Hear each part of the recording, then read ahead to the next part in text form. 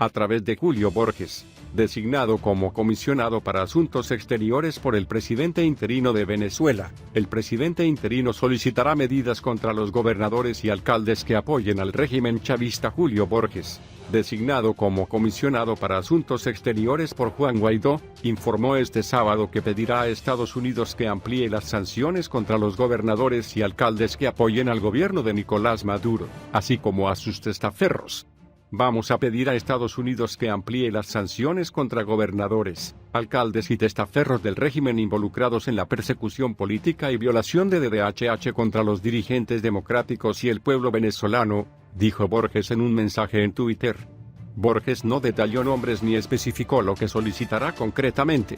La oposición venezolana liderada por Guaidó, quien es reconocido como presidente interino por más 50 países, ha pedido, en ocasiones anteriores, a Estados Unidos y Europa sanciones para las funciones del gobierno de Maduro al que responsabilizan de la severa crisis económica, política y social en Venezuela. El gobierno de Estados Unidos ha impuesto sanciones contra funcionarios del Ejecutivo de Maduro, familiares, gobernadores y miembros de instituciones como el Tribunal Supremo de Justicia TSJ o el Consejo Nacional Electoral CNE, ambos entes acusados por la oposición de ser afines al gobernante venezolano.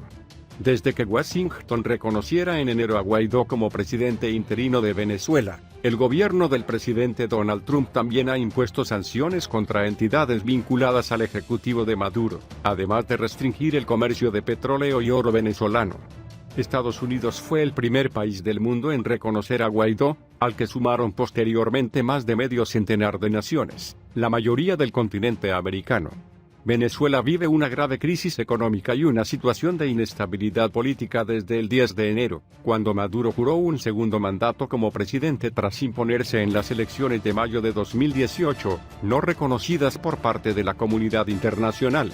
Más temprano, el comisionado especial de Seguridad e Inteligencia de la Embajada de Venezuela en Estados Unidos, Iván Simonovic, confirmó la existencia de una lista negra que incluye a 29 personas sancionadas y será compartida con las demás naciones para ampliar las limitaciones a la dictadura de Maduro. Se llevó a cabo la reunión técnica con los países firmantes del TIAR.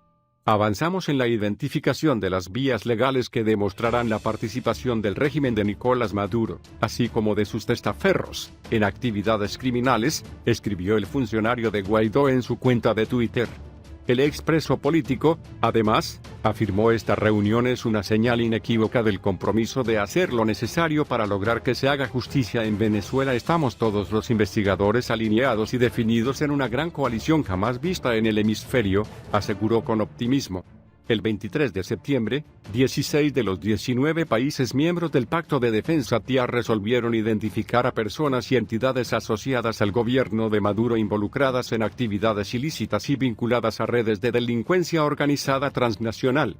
La iniciativa, promovida por Estados Unidos, fue también aprobada por Argentina, Bahamas, Brasil, Chile, Colombia, Costa Rica, República Dominicana, El Salvador, Guatemala, Haití, Honduras, Panamá, Paraguay, Perú y Venezuela, representada por delegados de Guaidó. Uruguay votó en contra, Trinidad y Tobago se abstuvo y Cuba estuvo ausente. El dictador Nicolás Maduro ordenó la medida en aplicación del principio de reciprocidad, luego de que el presidente salvadoreño se informara en la noche del sábado que todos los funcionarios chavistas debían abandonar el país.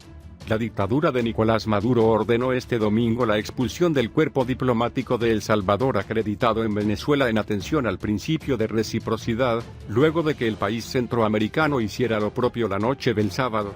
En apego al principio de reciprocidad, Venezuela expulsa al personal diplomático de El Salvador en Caracas.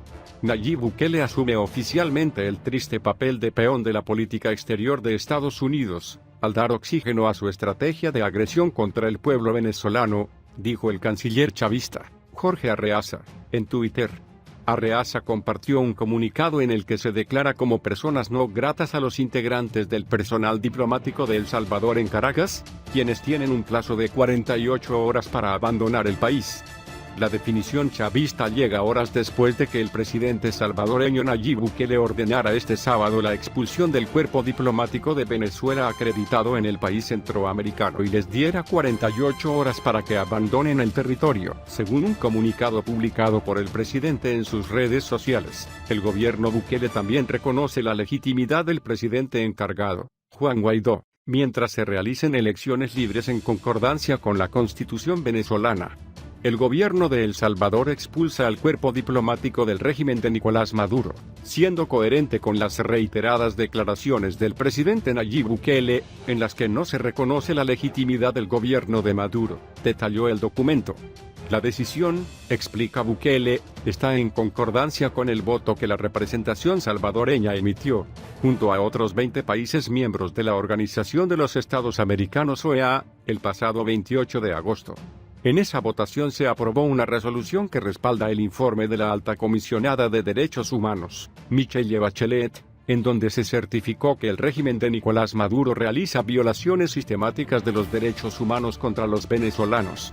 En reiteradas ocasiones Bukele, de la Gran Alianza por la Unidad Nacional Gana, se ha pronunciado en contra del régimen de Maduro, tanto que el mandatario tomó la decisión de no invitar al presidente venezolano a su toma de posesión, que se llevó a cabo el pasado 1 de junio. Dictadores como Maduro en Venezuela jamás tendrán ninguna legitimidad, porque se mantienen en el poder a la fuerza y no respetan la voluntad de sus pueblos, dijo Bukele días antes de su investidura. Con esta decisión, el presidente rompe con el apoyo que las pasadas administraciones, específicamente las del Frente Farabundo Martí para la Liberación Nacional FMLN, brindaron a Maduro y a su antecesor, Hugo Chávez. El FMLN, fundado como guerrilla en 1980 y convertido en partido tras la firma de los acuerdos de paz en 1992, fue cercano a los gobiernos de Maduro y Chávez, por lo que la administración de Salvador Sánchez Serén en 2009-2014 se abstuvo de votar en sesiones OEA dedicadas a la crisis venezolana. Desde antes de asumir el gobierno en junio pasado, Bukele había dicho que mantendría una relación lejana con el gobierno de Maduro y una relación muy cercana con Estados Unidos, que ha exigido la salida de Maduro del poder.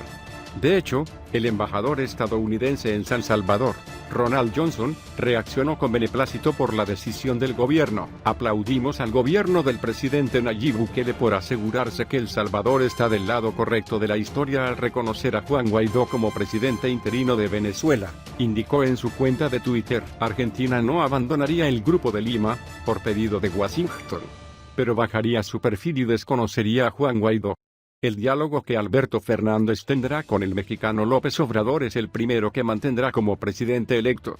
Es un indicador de la dirección general que tendrá su política exterior al visitar a un líder que ocupa un lugar central en ese espacio retóricamente de izquierda en la región, pero que al mismo tiempo debe negociar constantemente y acordar con su poderosísimo vecino, los Estados Unidos. AMLO, como le dicen al presidente mexicano quienes presumen de ser cercanos a él, tiene una nutrida y complicada agenda con Washington. Está buscando todavía una fórmula para cumplirla entera y, al mismo tiempo, mostrar un perfil público más alejado de Washington.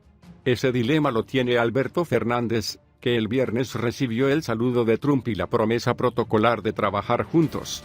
Resolver ese dilema con eficacia para el país será uno de los grandes desafíos de este turno histórico. El primer indicio de que se está estudiando en serio qué hacer es que se suspendió una escala en Houston, a continuación de México, para hablar con interesados en Vaca Muerta. Primó el realismo, la primera visita de Estados Unidos no podía evitar Washington y las tareas que allí esperan con el FMI. La diplomacia americana pidió dos cosas: uno, que Argentina no rompa con el Grupo de Lima, formado para presionar a Maduro; dos, que cumpla con la deuda del FMI de acuerdo a los nuevos plazos que se van a negociar. El primer punto se hablará con López Obrador. México está en el Grupo de Lima pero no participa. Cumple formalmente con Washington pero en la práctica está alentando una vía distinta con Uruguay y la Unión Europea. Es lo que Alberto Fernández ha elogiado, aunque está atento al resultado posiblemente adverso al Frente Amplio en el balotaje. Se supone que la diplomacia de Fernández hará lo mismo que López Obrador, seguir en el Grupo de Lima con perfil muy bajo. Queda pendiente definir una posición sobre el régimen de Maduro, cuestión se conversará con el presidente mexicano, Alberto F. ha recibido una felicitación del autoritario presidente venezolano y la ha respondido. También tiene en sus manos una similar de Juan Guaidó, presidente designado por la Asamblea Nacional. Todavía no la ha contestado y se estima que no lo hará. Significa que se rectificará la decisión de Macri de reconocer a Guaidó y a su embajadora aquí. Este cambio puede ser un punto de fricción alto con el gobierno de Trump, quien en cambio puede ayudar a bajar los decibeles en la disputa feroz entre Bolsonaro y Fernández. El embajador de Brasil en Buenos Aires tiene prohibido por Itamaraty hablar con emisarios del futuro gobierno. Venezuela será uno de los temas que se plantearán cuando se reúna aquí el Foro de Puebla, una reunión de líderes de la centro-izquierda de la región, que organiza Marcos Enrique Ominami, un amigo del presidente electo, que tiene o tuvo a su cargo su agenda de viajes.